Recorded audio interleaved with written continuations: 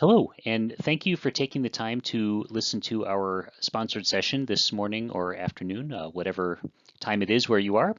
The title of this session is Enabling Virtual Classroom Without Giving Up Hands-on Labs, or Save the Disinfectant for the Bathroom, Not the Lab. The work within this presentation is largely the work of the Analog Devices System Development Group. My name is Mark Thorin. I'm an engineer within that group, and I'll be your presenter.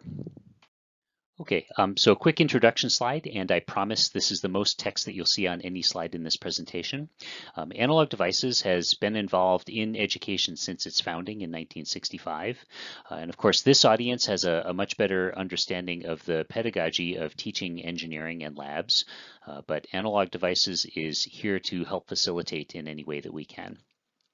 The ADI University program is a few different things. It's a collection of over 100 hands-on lab exercises spanning multiple disciplines. This includes basic circuits, RC networks and op-amps, data conversion, logic circuits, simple communication circuits, all the way up to a complete course on software-defined radio. And this material is the valuable part of the program, but equally valuable is the accompanying low-cost parts kit and test equipment that we'll be focusing on in this presentation.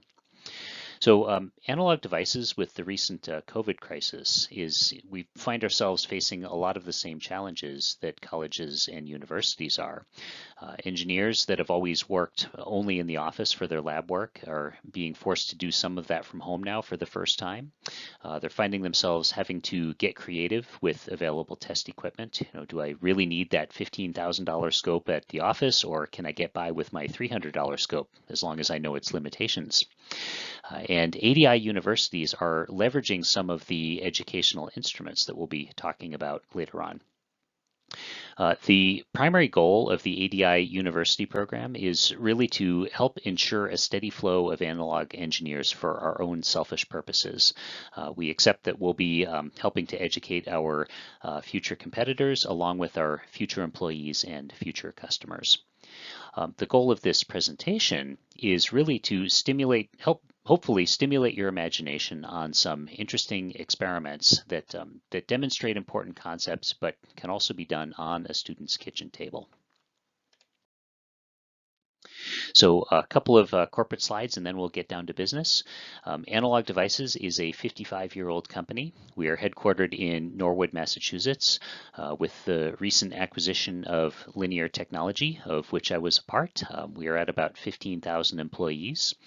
We operate in over 20 countries, and we have over 45,000 individual part numbers. So that's a lot of different parts.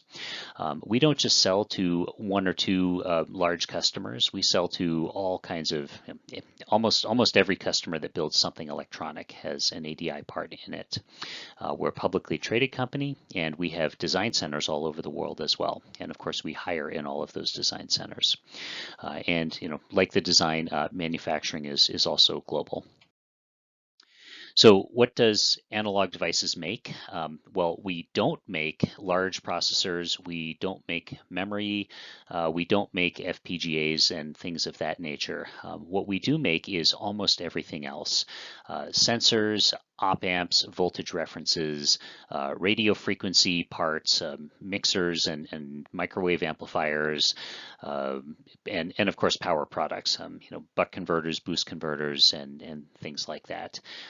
Chances are, if you've lifted the hood on almost any piece of industrial electronics in recent history, you'll be greeted by an Analog Devices logo or two, and maybe a Linear Tech logo as well.